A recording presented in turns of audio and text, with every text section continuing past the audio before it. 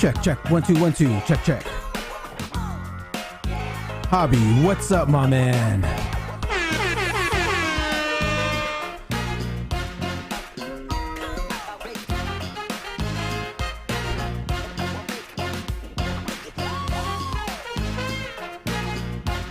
Happy Friday, everyone. Happy Friday.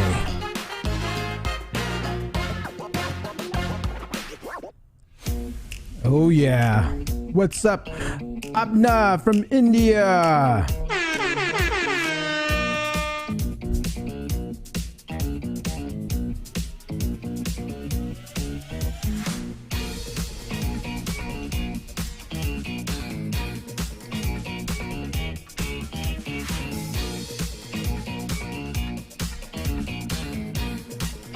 Happy Friday, everyone. Happy Friday.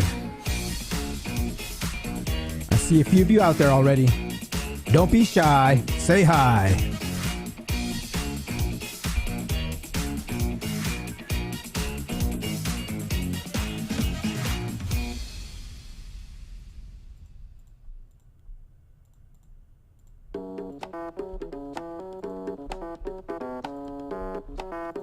Oh, yeah. What's up, Aman?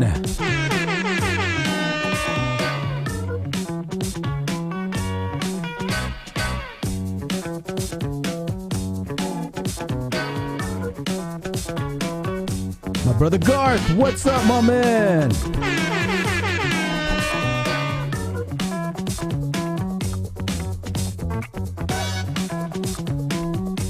Oh, yeah.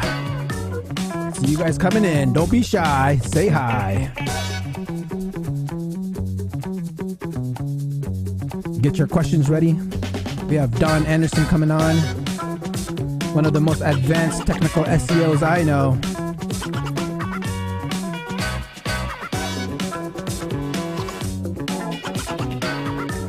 I maybe have to watch this episode a few times just to get some of this knowledge in my head.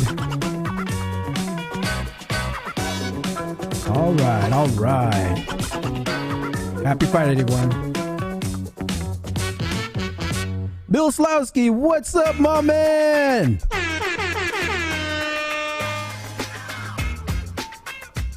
Happy to see you, Bill. Yes, that is Bill Slawski, the SEO star.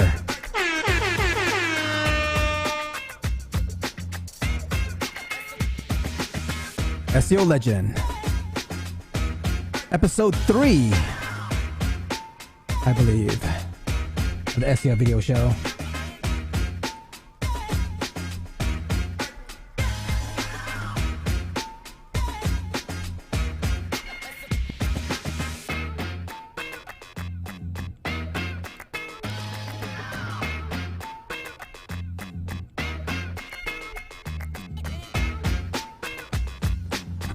All right, we got 5 minutes. Bill's in the house. Looking forward to hearing Don.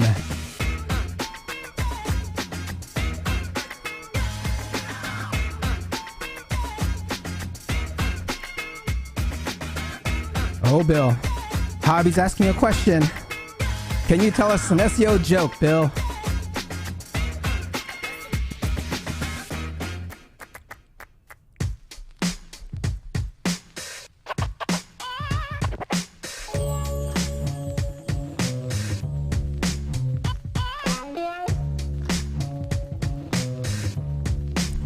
All right, what's up, Charlie?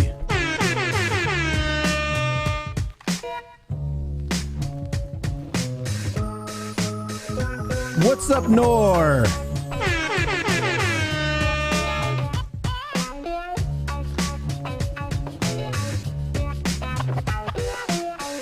Oh yeah, we got a party in here. We got a party. Oh, Don, I see you. Hello, hello. All right. So we got about three, almost a little less than 4 minutes to go. You sound good, look good. And let's see here. Can you hear me okay? Yep. All right. I can hear you just fine too. All right. So the agenda on the show is I usually go over like a few clips in the beginning. and then I will introduce you in about 8 minutes in. Sound good? Okay. All right. Bill's in the chat right now. He says hi. Hi, Bill. Bill Slawski. Yep. Vanquish, what's up?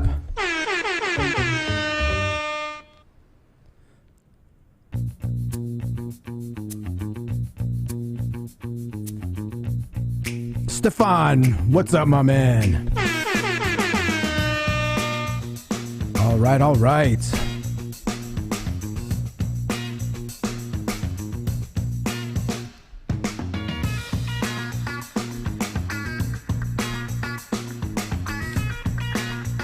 All right, guys.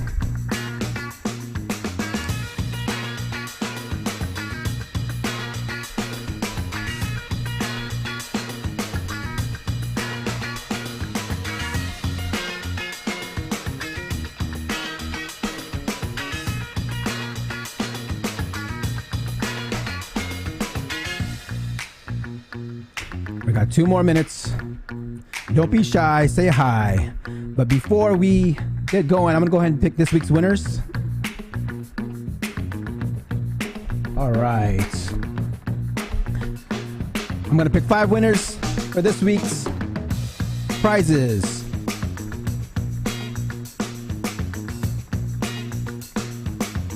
Beverly Pickens, email me.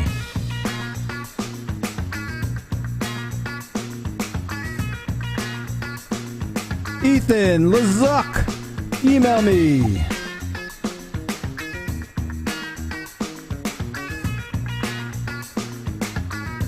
Mark Etiando, email me. All right, I'm gonna pick 2 more.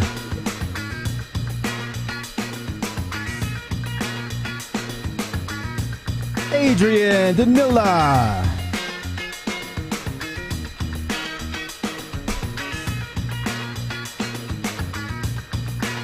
Emma on. All right, all right. Be sure to email me at dre@seo.video. You got a choice of 1 year access to Rank Pro, Rank Math plugin, access to IMG courses, or the sales framework, SEO sales framework from codersales.io. Email me.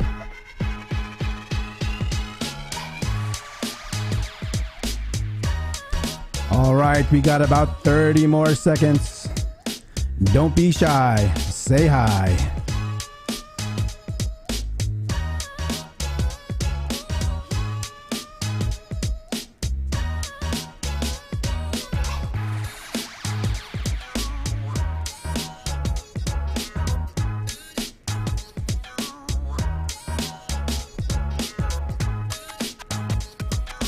All right, guys, 10 seconds.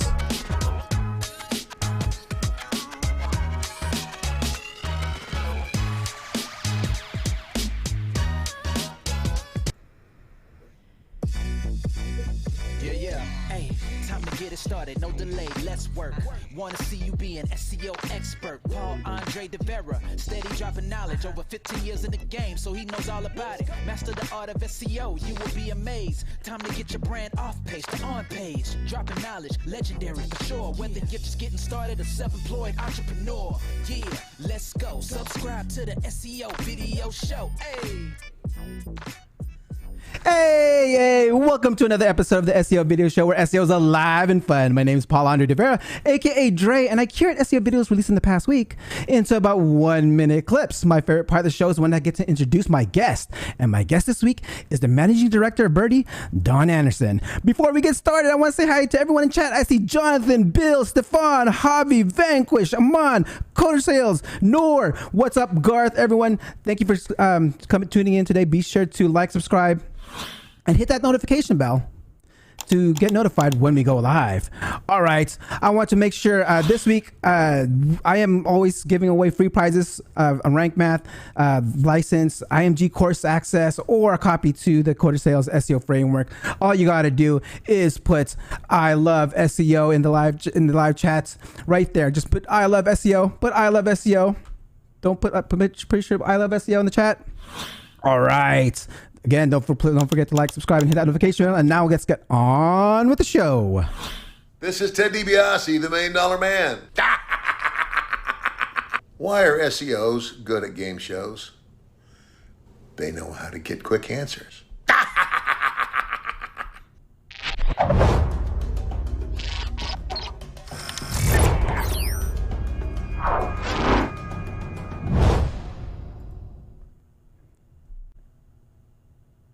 The Search Central Unconference is back next week. Are you going?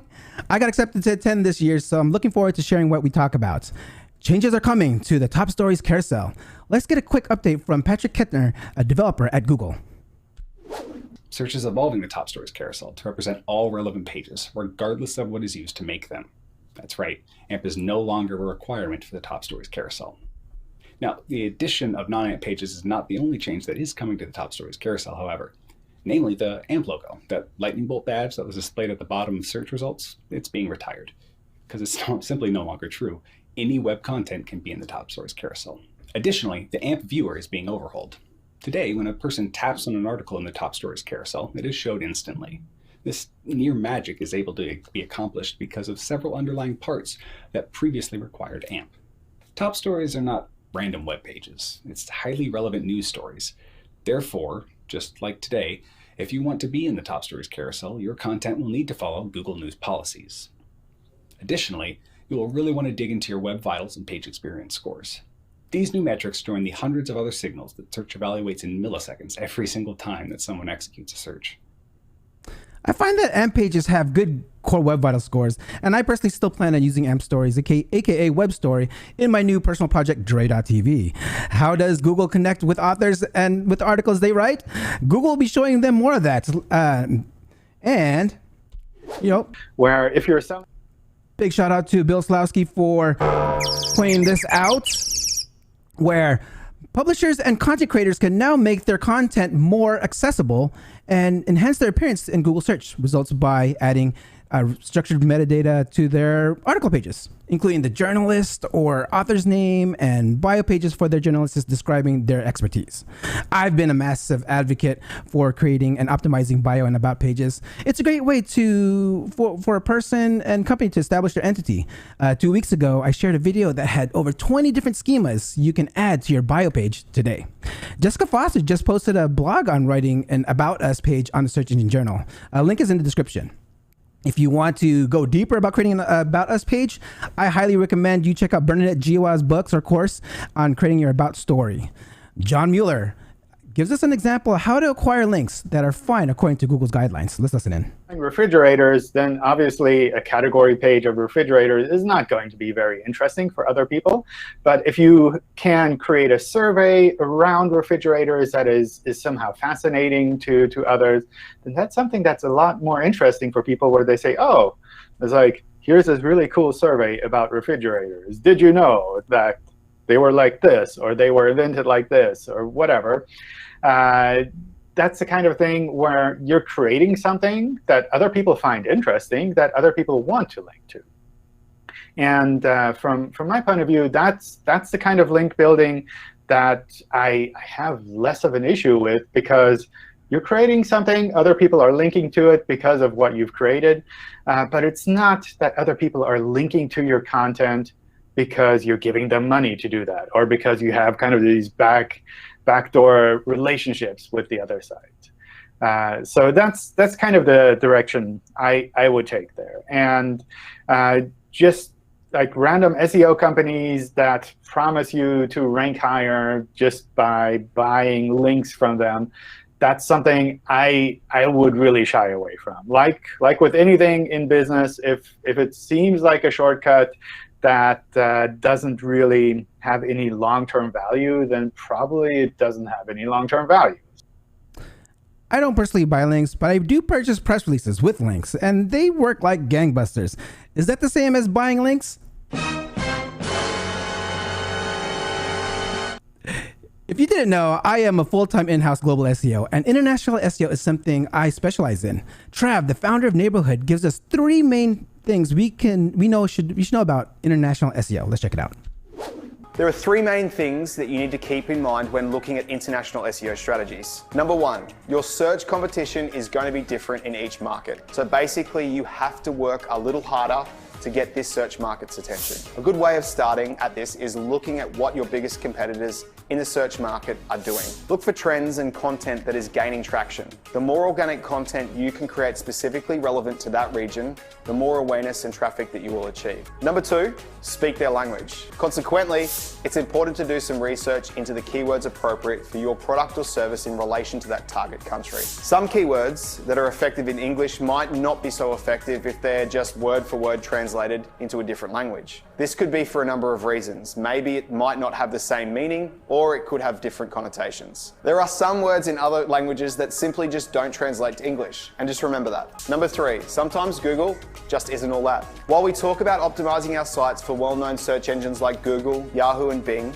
in some regions, these search engines don't even exist or even banned. If you are looking into expanding into these markets, it's important that you find out which major search platforms you need to be optimized for. For example, Russia's main search engine is Yandex, and in China, it's Baidu. Unfortunately, unlike major search engines like Google, Yahoo, and Bing, that all have similar algorithms and behaviors, these less known search engines are actually pretty different, and therefore you'll have to do a bit of research into which search engine you'll be tackling. A few tips I can add on to this, of course, is to set up your hreflang and your regional sitemap in your robots.txt file. And one more thing is put your region in your meta titles to help Google serve your pages in the correct region. Is long form content on its way out? Dixon Jones, a past guest on the SEO video show, says we should start thinking about optimizing for passage indexing. Let's listen in to see what he's talking about. Google's talking a lot, or has been talking about passage indexing. And there was a lot of research in the early days of information retrieval about how cutting a web page into chunks and analyzing chunks of content instead of the whole page, they get better meaning of the understanding of a page. So passage indexing, from what I've read in the past, makes a whole load of sense. You know, a paragraph of text is probably more meaningful than the whole page of text, which can tend to go off into different tangents and different ideas. And also from my Majestic days, you know, Majestic has also divided every web page that it's looking at backlinks from into 40 different, you know, sections. So every 5% of the links in the top sort of third of the page are very distinctly different from the ones that are, you know, down near the bottom and stuff, and the nature of them. So blocks of text and chunking is very interesting because it's probably better for information retrieval. It means that if you've taken 3,000 words to explain your product or your topic, then in the future it may say, well, actually, I really want to break this down and have a look at the 300 words that are really important. So long form content may not be as effective as it was before, but really succinctly worded content that really addresses a topic may be better. Interesting. Do you know who we can ask more about this topic? My guest today. If you have any technical SEO questions, NLP SEO questions, algorithm questions, please ask them in the chat and I will ask them in the order that they were received. Let me go ahead and get things started. All right.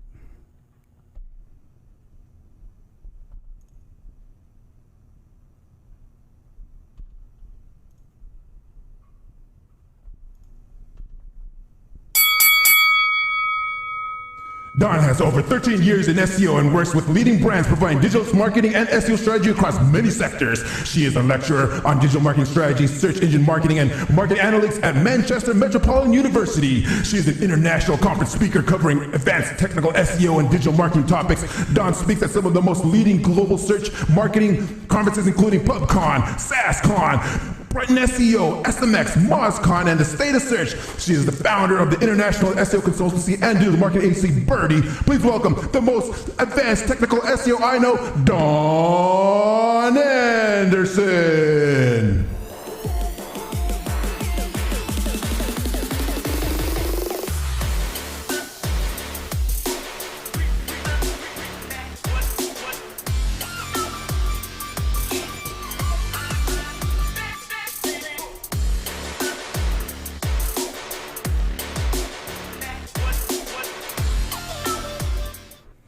Dawn, welcome to the SEO video show. Oh my God, that's got to be one of the best introductions I've ever seen. Oh, you bet. All my guests get that special intro. You deserve it. You guys are SEO celebrities. You guys are stars. You guys are the ones who help this SEO industry thrive, right? You guys help us, and thank you for your contribution to the SEO industry. Well, thank you for your invitation. Appreciate it. Of course. Okay, we got a bunch of people in the chat already saying hi. We got Hobby saying hi. We had Bill saying hi here earlier. We had Garth. I'm on. So I wanted to go ahead and I want to ask you a little bit about that last clip I played with Dixon. I know you've been on Dixon's show a few times too. And what do you feel about that? Do you think that, I'm curious about your take on passage indexing and how can we possibly optimize for this if we, us SEOs are kind of already wanting to, all we know is long form content ranks better. So I'm curious, how can we do this? Well, I'm going to have to politely disagree with Dixon in that. Well, I know Dixon really well, and I've had a few just interesting debates with him, and we have a really healthy relationship in that, we'll converse about these things quite a bit. So passage indexing for me is, he's right in that long content is really difficult to understand just because of, we're going to go into this soon, but the nature of language is that every other word in the English language has multiple meanings. So there's many polysemous potential, explanations as to what this content is about. And obviously, even humans sometimes struggle to understand the difference between two, and two. When you're at school, it's like all the different TWO, TOO, and TO. So if it's hard for humans, unless they have the context, it's really hard for machines. So obviously, that's where machine learning, natural language processing, and so forth come in.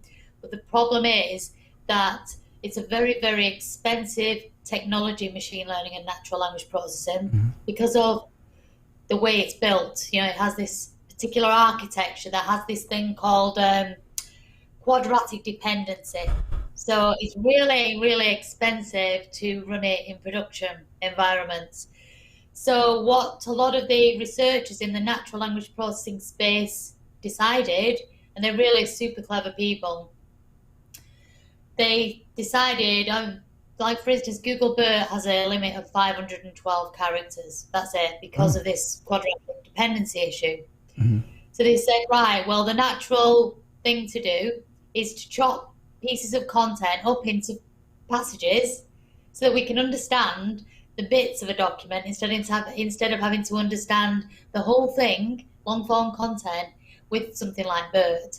And that is kind of where passage indexing has evolved from.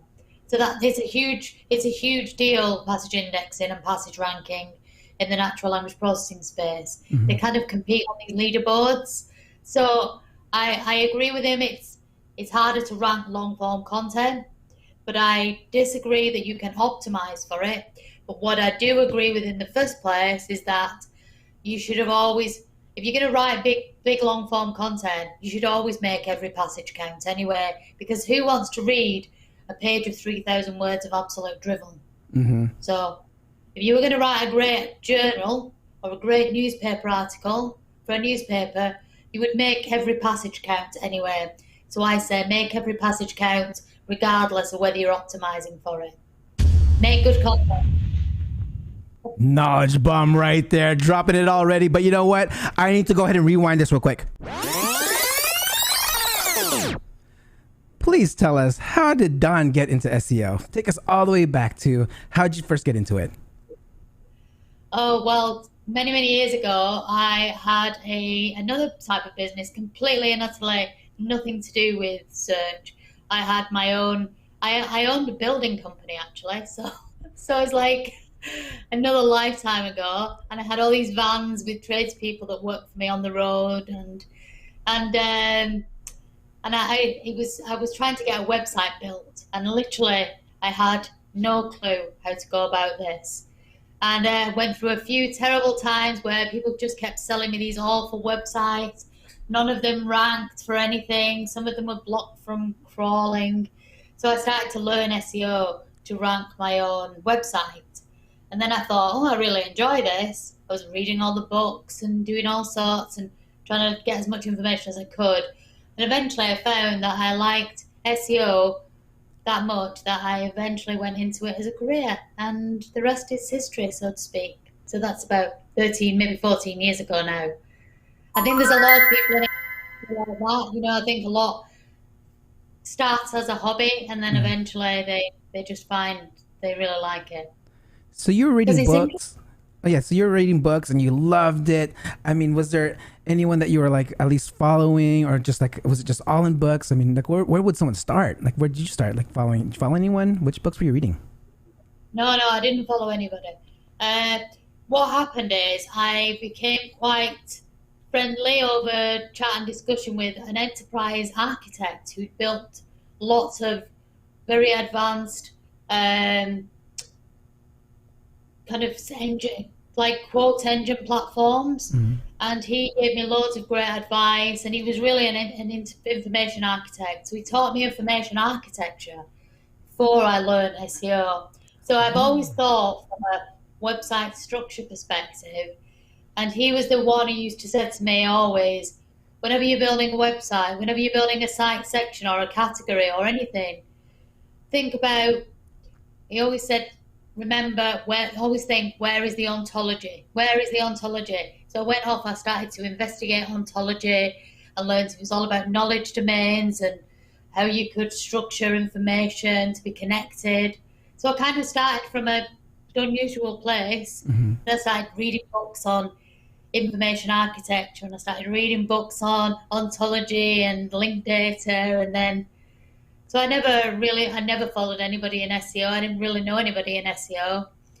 And then eventually I went working for an agency, and that was one of the questions they asked me in an interview. Who do you follow? I was like, I have no clue what you're talking about. So I didn't follow anybody. So, I mean, that's... Anyway. So you were actually... So you weren't even like doing SEO, but you're understanding the search. You're understanding the algorithm. You're understanding what was going on behind the scenes instead of like why people were doing SEO, right? It was like, so you're actually, which is why you're such an expert in this algorithms. Yeah, well, the chap that really kind of took me under his wing, and I'm still friendly with him to this day. He taught me to kind of think about it from, I mean, I'm not a computer scientist, but he was a computer scientist. He taught me to think about it from a computer science perspective first, and about, I mean, a website really is only a data structure. It's only a series of connected nodes, edges, this kind of thing. It's literally just data all clobbered together in an order. But then it's really, I mean, everything comes from like library science as well. And he taught me to think of it as a very well organized series of shelves in a library, and just think about how categories are connected and things are connected. And so I've always thought of it from that side of things. I've never thought of it from a kind of trying to spam the search engine or just get links for the sake of getting links and stuff like that. I just never really thought of it from that way. Got it. Yes. That is so cool that you're coming the inside out. You weren't thinking about SEO at that time, and it's like, but you now become an expert on how it works. So I'm curious, when did you figure out that you wanted to turn it into a business? When did BERT come into place, your agency? Well, I was working for agencies as a consultant, in-house or in agency side. And eventually I decided I was going to work for myself.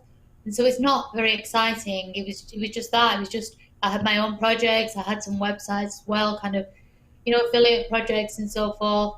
I wanted to concentrate more on those. And I had a couple of like e-commerce projects. So I was finding that I wanted to focus more on them. And then obviously to kind of keep a variety, I thought, well, I'll do some consulting as an independent as well. And then obviously BERT, but it wasn't called BERT at the time. It was called Move It Marketing. But it was such a long and annoying name. And I was just, and then eventually I thought, you know what? I really want to just have a single word so that I don't have to spell it when I ring people up. I don't have to give them the URL address with like hyphen this, hyphen that, and hyphen the other. And I just thought, I just want something simple. My dog is called BERT, so I just thought, I wonder if BERT is Now, BERTIE was not available, BERT.com, but BERTEY.com was, and so was the business name.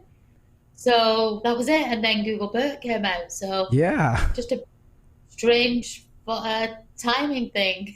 I mean, it was SEO magic going on right there, because I mean, I was actually going to ask you, hey, did you name your agency BERT? Because I was like, wait a minute, you started like over years ago before BERT. How can you have? Yeah. Well, I believe that Google BERT was named after my dog, so there you go. Oh. So, there you go. There you go. Dropping the names, dropping bombs on those names. All right. Okay. Okay, so I want to go a little bit more into NLP SEO, because this is something that I when I was doing some research, this is something that you really speak a lot on, and you do a lot of advocating on optimizing for intent instead of keywords. I know on Jason's show last week, I was like listening, and I was like, you don't optimize for keywords now. You should optimize for intent. So I'm curious, can you take us around, like how do we do that? Well, let me think how to word this. I still optimize for keywords. I maybe didn't explain well on Jason's show. But the point is, words have multiple meanings, yeah. So I optimize for the meaning of the intent. I mean, it's really hard to explain, but I think about where could the ambiguity be with these words that you're trying to rank for, yeah? So we know that there's, for instance, many ways that there are synonyms that are very similar, for instance. So I try to think, well, how can I disambiguate this content so in actual fact it's really clear that it's this. So for instance, that it's about plumbing and not heating engineering, and just it's optimizing still for words, but it's optimizing for concepts that belong to words, yeah, rather than keywords per se, yeah? So for instance, I believe that this latest algorithm update that's just rolled out, I believe the multiple meanings that belong to some words almost feels like it's been expanded a little bit with this update. So I believe that this update seems to understands the language a lot better. Just from what I've seen, it feels almost like you could much more easily end up competing with yourself in a website if you're not careful, because you're optimizing for keywords, yeah, and not intent, if you see what I mean. Does that make sense? No, it's really hard to explain. No, it makes sense. It makes sense. But I mean, I guess even the I know in SEO, even the concept of intent gets a little confusing, right? It's like, and then you're trying to go advertise for different parts of the funnel, whether it's top, whether it's transactional, and bottom, and middle funnel. So that for me too, that's not granular enough anymore. That's the point, yeah. And that's what I'm trying to say. I believe that you can have words that are different on web pages, but the intent is the same, yeah? So Google understands that intent is almost broader, yeah? They understand the context of things more without you having to be explicitly mentioning certain keywords. So I think you could end up, if you're not careful, and I see this a lot of people, their biggest competitors are actually themselves and their own other web pages that have the same intent, but just worded differently on their own website.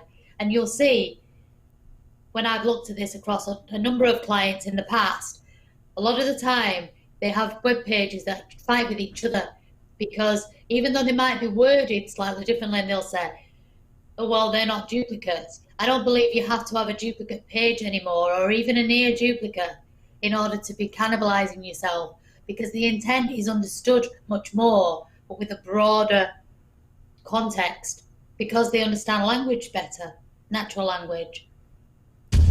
Does that? Wow. I mean, the biggest competitor is yourself. Wow. And it makes sense, right? And so it's like you should really pay attention to your own content and what you're writing, and being able to not be your own competitor. We have We have some comments here from Garth. He goes, an example might be review keywords and best. Both people are looking for the same thing. Exactly that.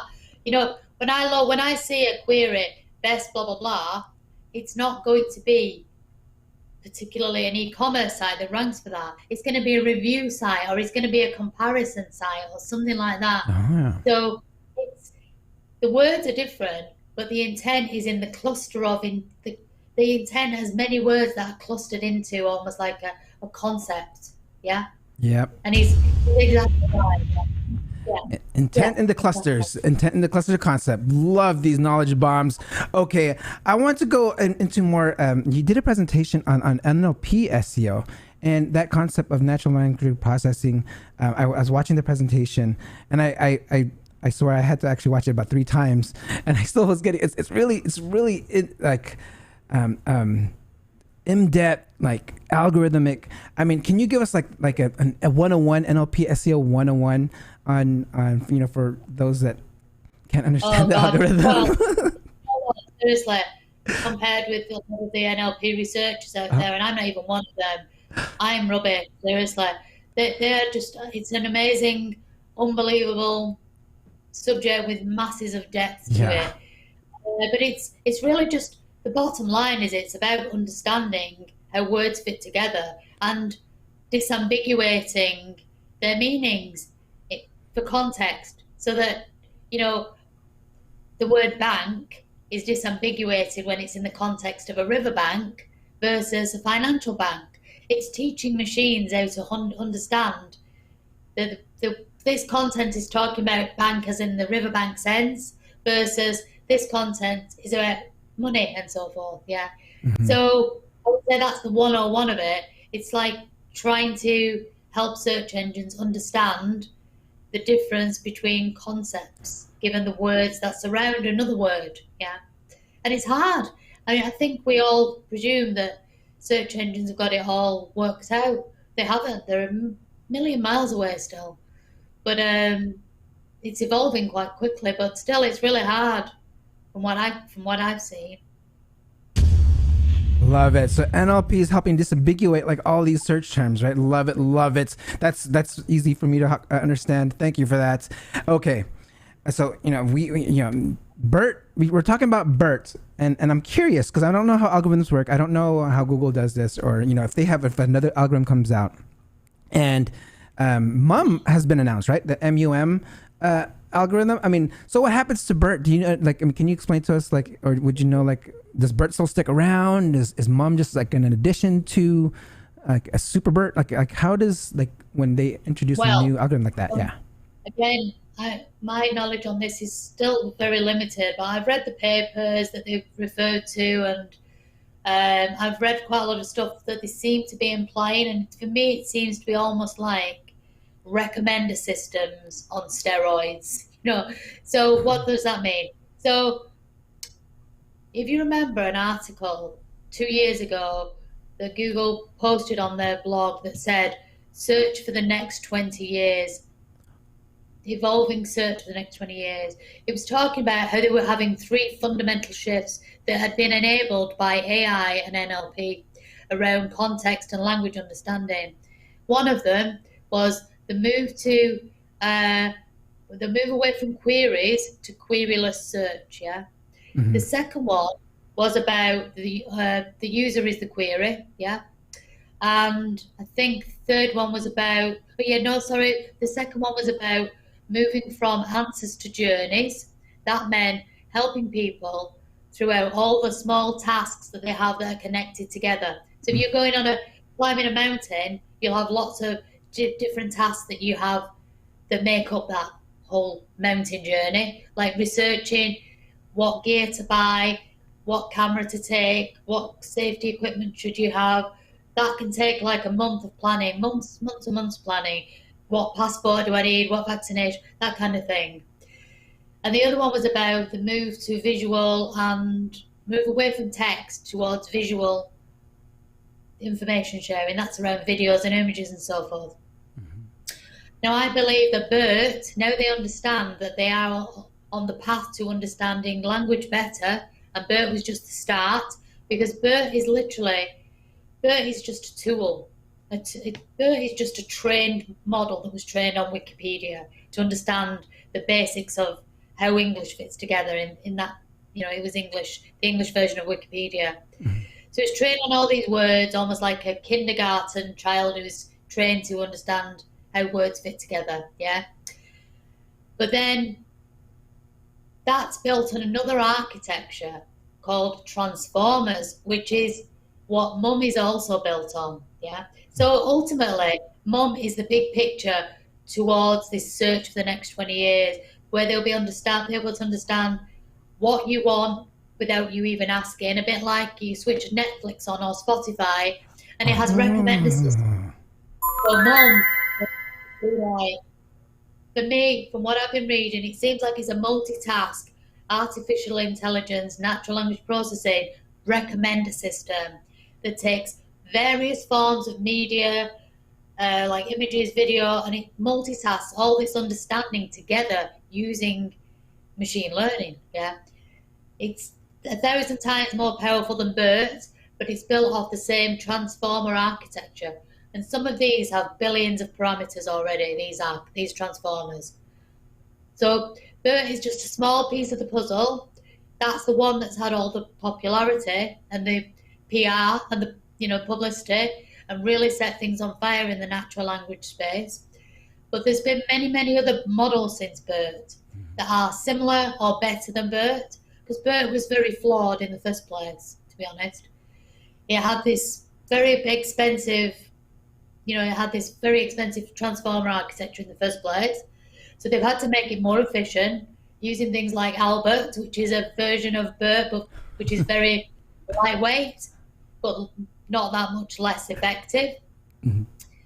Then other people have built versions of BERT, like DistilBERT. Then people have built specific language models of BERT, like FlowBERT, which is French. I think there's a German BERT and a Spanish BERT and a Siamese BERT, and there's even like a full list of all the international specific language BERTs on this website called BERT Langstreet, like Sesame Street, but BERT Langstreet. Mm-hmm. So BERT is just a step on the journey. There's loads.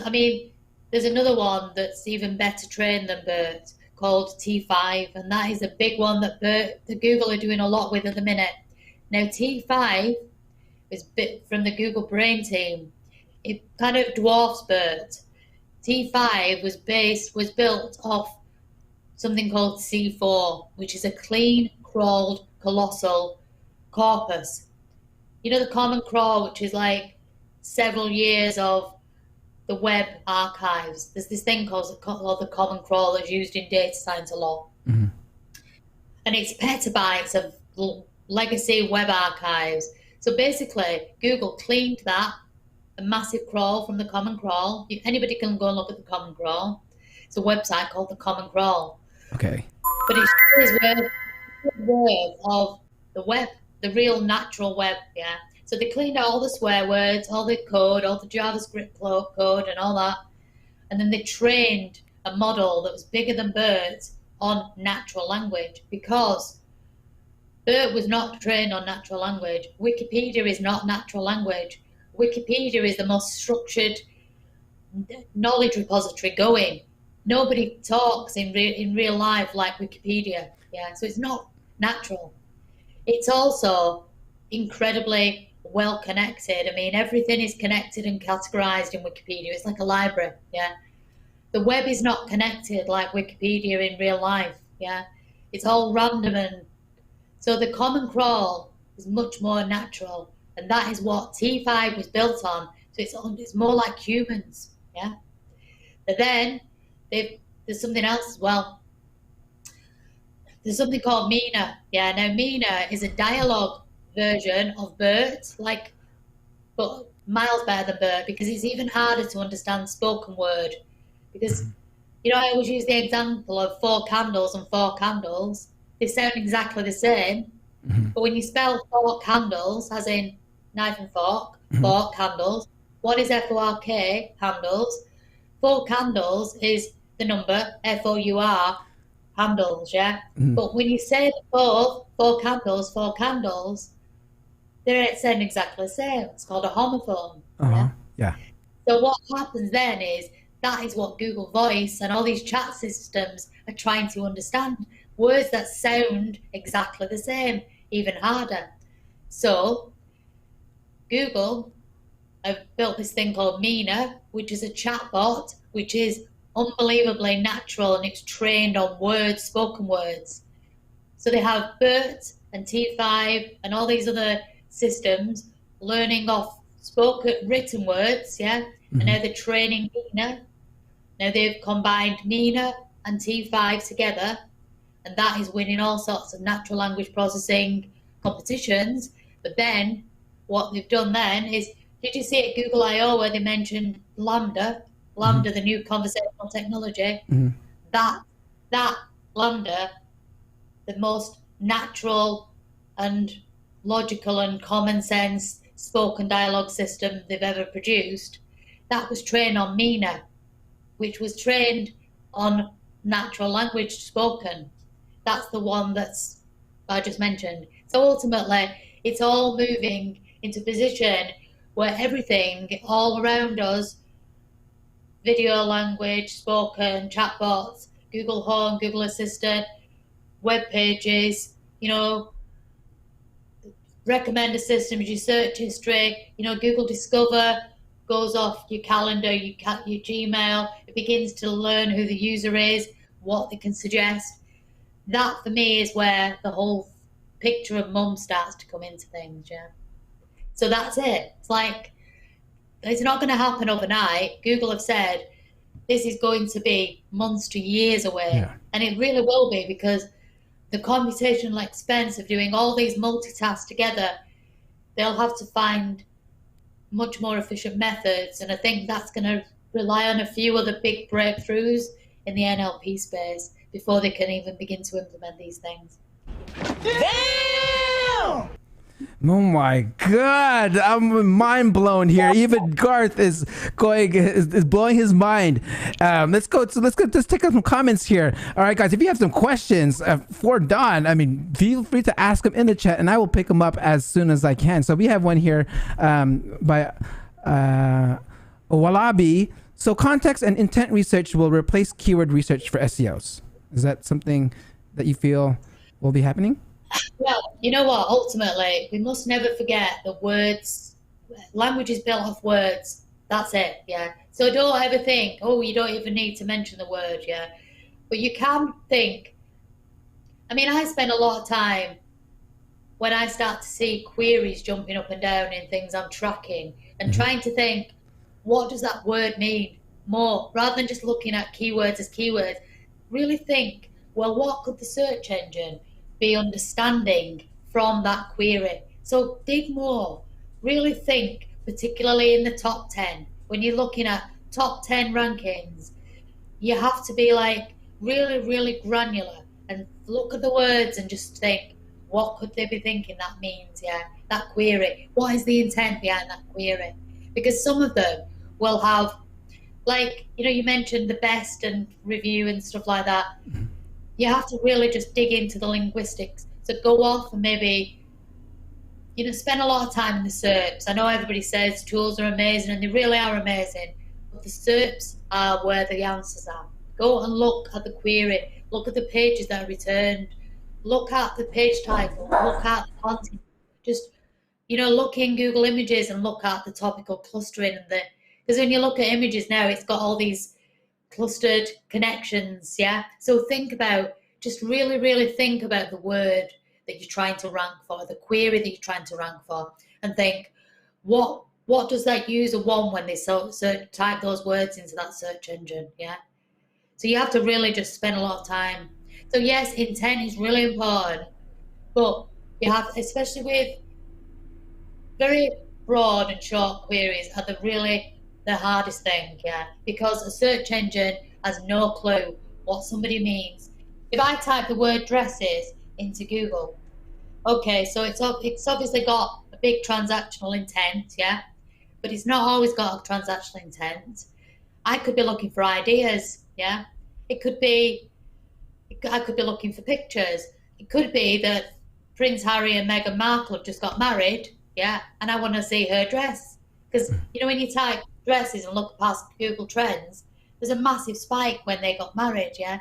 So there might also be really big elements of keyword intent shift where there's things going on in the world that you don't know about that make things suddenly spike up.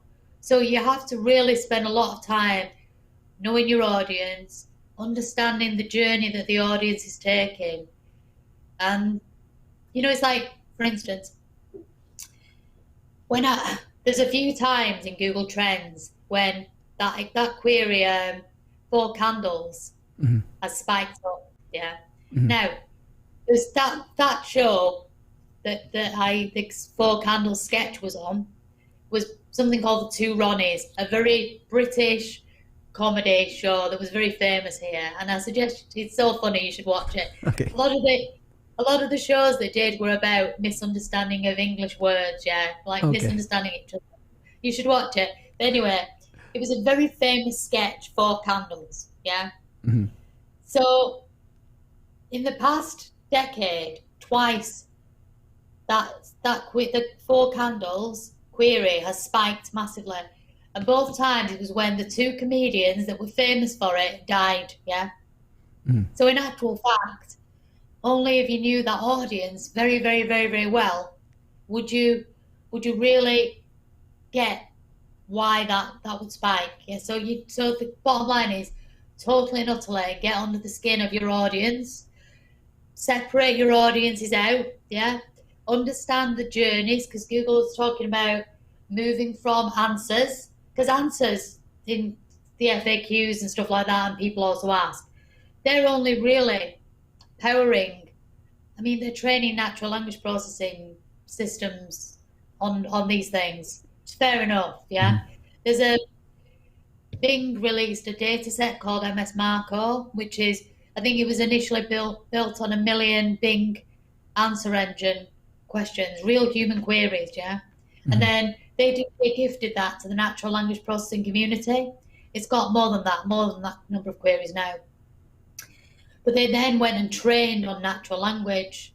They trained models on language off the questions that people ask in search, yeah? So I think you should look at the questions that come through, but don't just look at them and get a list and think, oh, we need to optimize for this single question. Look at the questions in the order that they come through as a representation of a journey, a searcher's journey, yeah? Because when people also ask, it means it's all part of a journey, yeah? A journey of information gain, yeah? So it's really important. Yeah, that's you're blowing my mind now. It's just you're thinking outside the box here. It's like, okay, just think of the questions asked in the order they were asked, or, you know, like these it's because you're finding the journey that way. Just cluster them all together and think, this is totally what people want to know. They don't necessarily just want a list of every question answered like that. They're on a journey of, they want to do a task, or they've got lots of tasks that they want to do. I really love Bing and Microsoft's Susan DeMace. She's a really, really eminent information retrieval researcher. I think she's the managing director of Microsoft Research. Unbelievably super talented and very, very revered in her community. And she spends a lot of time thinking about search. And she did an interview and she literally said, look, I've thought a lot about search for the past 20 odd years. She said, people don't get up and say, I'm going to go and search today. They get up and say, I've got to get stuff done. Searching is a byproduct of helping them achieve their tasks, yeah? So in actual fact, what we need to do is think, how can we help these people achieve their tasks? And then the questions and answers and the queries are just the clues that we need for that. So think about, really, really carefully think about, what does that person want to do from that query, yeah? So yes, words still matter, but words are just part of getting the job done for the user, yeah? Excellent! All right. So dropping all those knowledge bombs, I got to give you another one. Just because, oh my God, you're blowing my mind. I didn't want to stop you and interrupt you with some bombs there because I wanted to keep the flow going. Wow, you are exercising my brain today. And we have Jonathan Roberts saying amazing, definitely mind-blowing. Aman says awesome knowledge. Okay, we got a question here from Hobby. Hobby just asked this question here. Is SEO an art or a repetitive technique?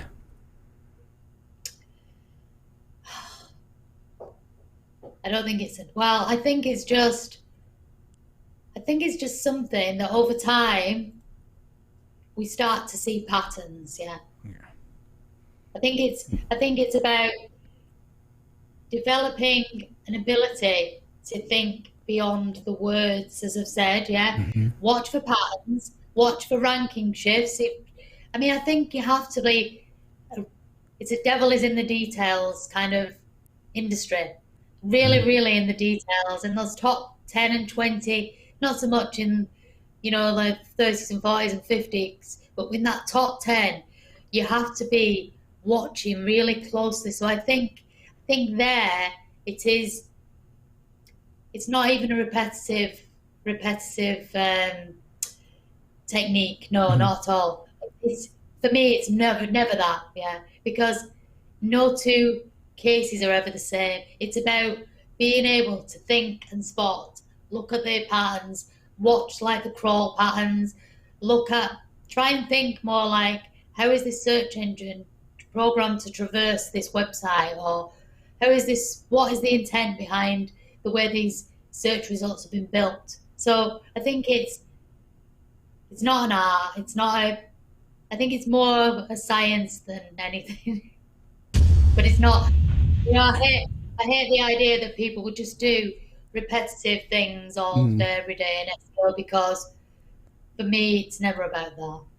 All right, Hobby. I hope that answers your question here. We got one question from Zen. Don, I am in the localization space where the context of context is critical. The context of context is critical. How do you see localization fitting into the SEO world? Yeah, I think it will increasingly fit into the SEO world. Massively, because things that are near to the user, proximity is a hugely important thing. I think it will always continue to do so. I think search engines are obviously getting better at understand. You don't necessarily have to type in, locksmith in Rochdale. A lot of people now are used to just typing the word locksmith in, because they know the search engine understands where they are, and then will just return them an automatic cluster of local results, etc. I think that space is changing massively. I think it's going to become much more subtle, and you don't have to be so obvious with local SEO maybe as it has in the past. I know that there are people who are real experts on local, of course, super experts. But I think going forward, we won't have to be quite so obvious with it. Like, we won't have to build all these cookie cutter pages that are all designed to almost be locksmith in Manchester, locksmith in blah blah blah. I think the search engine will understand where somebody is and will return the most relevant result, regardless of what it says so much in the page. Yeah. So, but I think it's a really important part. It will always be an important part of search and SEO, because nearness is a big deal. Got it. Okay, so we're coming close to time here, but I wanted to ask my question. Well, before I ask my question, I ask all my questions. I wanted to actually get this out there before we sign off. But you talked in your last presentation. You talked about is it Zip's law, Zipfian's distribution in SEO? Yeah, I was going through the presentation. I wasn't able to watch it. I didn't see it at PubCon, but I was going through the presentation. It was blowing my mind again. I'm curious. Can you just give us again a TLDR, just 101 Zip's law with SEO on that concept? Because I'm curious about it to learn more. Well, you know what? There's an amazing video that is easier to, if I tell you which video to watch, okay. Yeah. I mean, it literally is this, right? Everything, more or less, in the world follows this Zipfian distribution pattern. It's a mystery, but there is a video that's amazing called The Zips Mystery, ZIPFS Mystery. It's by Vsauce, yeah.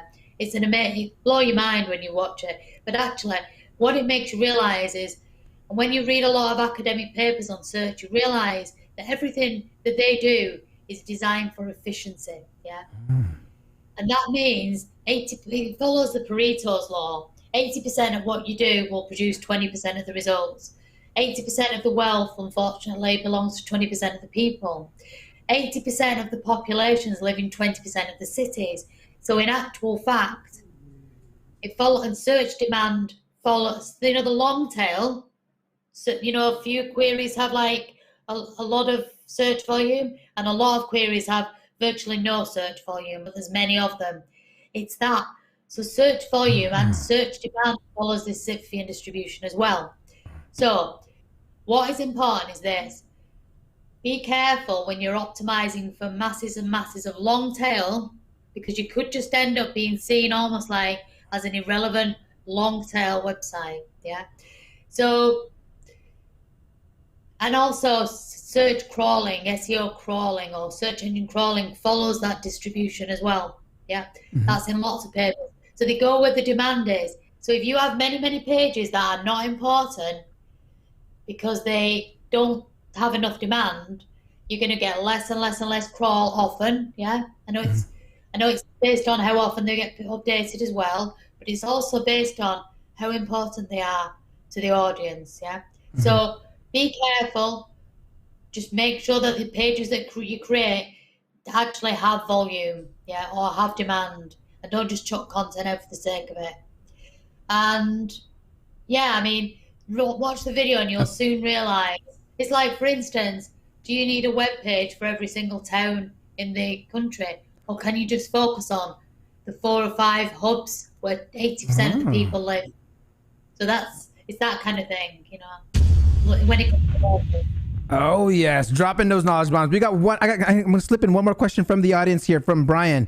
He's asking, if we set up a T5 account and bang our content out off it, we would be tighter in search queries and or transformer matches. I don't even understand. Let me see. If we set up a T5 account and bang our content off it, we would be tighter in search queries. And do you understand what he's talking about? I don't know what. I don't think it quite works like that, really. I mean, T5 is a massive language model, but I just don't think it kind of works quite like that, really. In reality, I think you can train a model on it, but I don't think it quite works like that. That's my understanding, anyway. Yeah. All right, Brian. I hope she answered that for you. Okay, I'm going to ask you my last question that I ask all my SEO professionals that come on here. If someone wants to become an SEO professional, what would be your advice to them?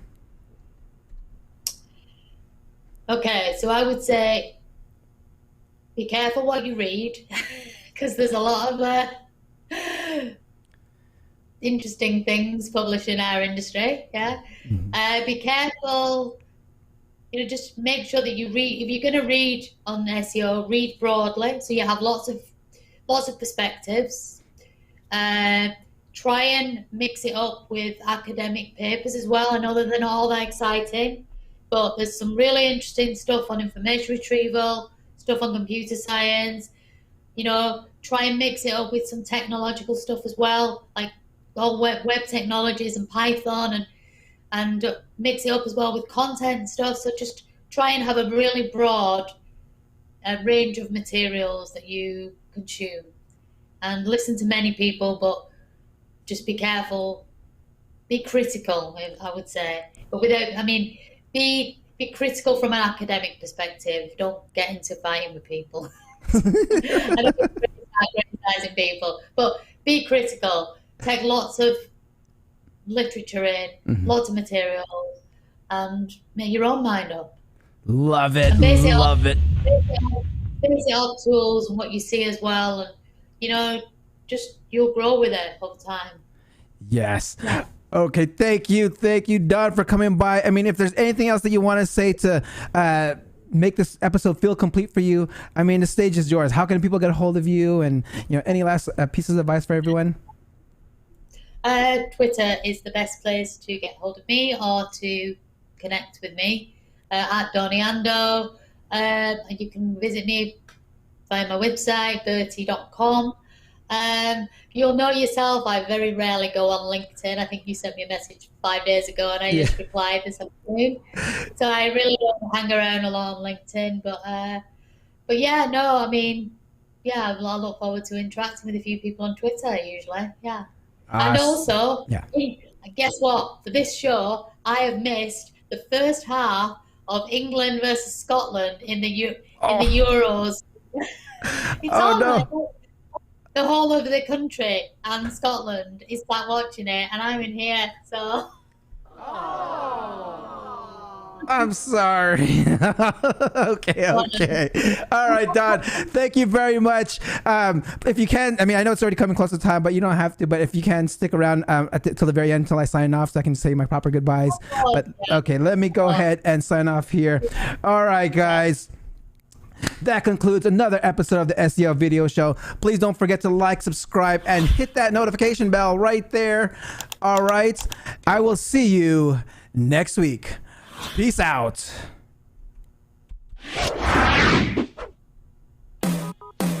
Thank you for watching. Hope you come back next week. Make sure to subscribe. You don't want to miss a thing. Hope you learn something new, because the vibe is incredible. From the special SEO professionals, SEO video show. Let's work. Want to see you be an SEO expert. Paul Andre De Vera helping you step it up. No delay right now. Time to level up. Hey, thank you so much for watching. Make sure to subscribe. Woo!